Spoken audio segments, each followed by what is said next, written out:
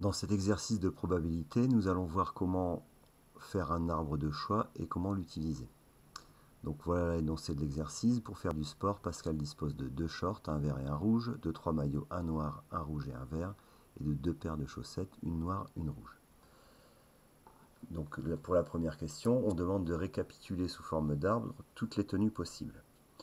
Donc pour créer une tenue, en fait, on va prendre d'abord un short, puis un maillot, puis une paire de chaussettes. Bon, cet ordre, évidemment, n'est pas forcé. On peut faire dans un autre ordre si on veut. Donc si on met le short en premier, donc on va mettre ici le short. Donc pour le short, on a 2 couleurs, vert et rouge. Donc on va mettre vert, rouge. Et on met 2 branches qui partent de la gauche pour le début de notre arbre. Ensuite, on a 3 maillots. Donc sur la deuxième partie de l'arbre, on va mettre les maillots. Donc pour les maillots, donc on a 3 couleurs possibles. Noir, rouge, vert.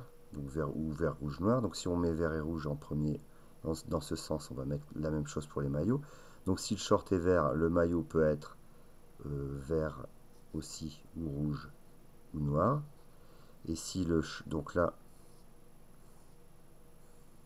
on va mettre les 3 branches qui correspondent. Et si le short est rouge, et ben, le maillot peut être vert ou rouge ou noir. Même chose. Donc arrivé ici, on a 1, 2, 3, 4, 5, 6 tenues possibles. 2 x 3, puisqu'il y a 2 choix de short et 3 choix de maillot. Donc 2 x 3, 6 tenues. À ça va s'ajouter le choix des chaussettes, de la couleur des chaussettes, noir ou rouge.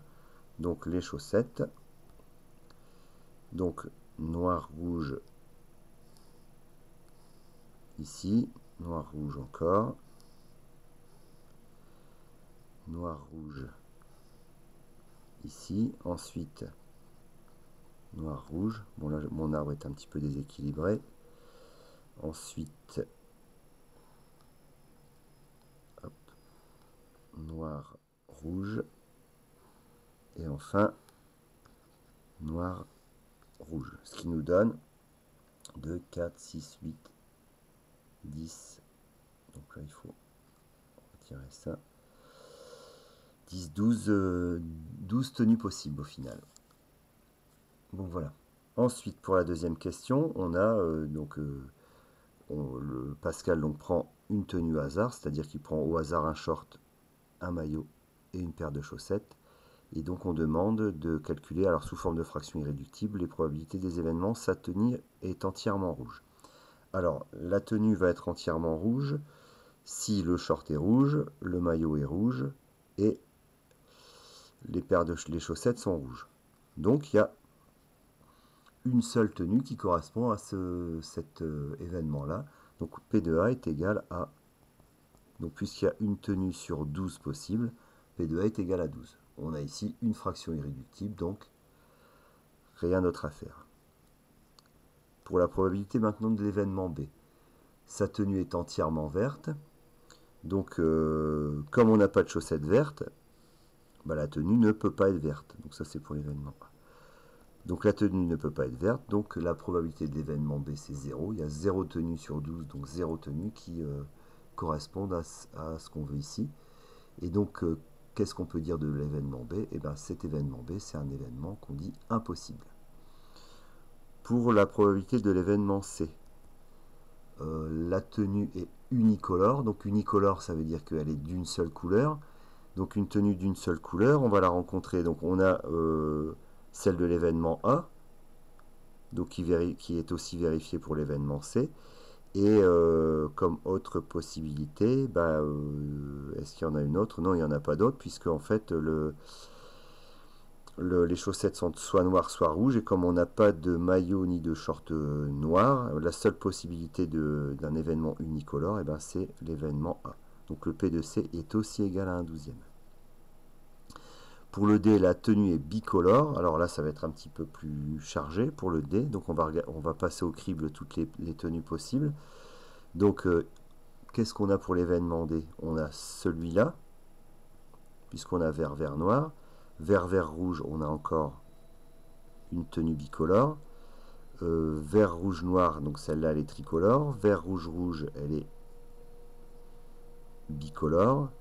Vert, noir, noir, c'est encore bicolore. Ensuite, rouge, vert, noir, non. Rouge, vert, rouge, oui. Rouge, rouge, noir, oui. Celle-ci, non. Rouge, noir, noir, oui. Et rouge, noir, rouge, oui encore. Donc l'événement D est vérifié 1, 2, 3, 4, 5, 6, 7, 8 fois sur 12. Donc la probabilité de l'événement D est égale à 8 sur 12. 8 sur 12, donc ça peut se simplifier donc par 4 en 2 tiers. Donc en gros, il y a 2 chances sur 3 de prendre une tenue au hasard qui soit bicolore.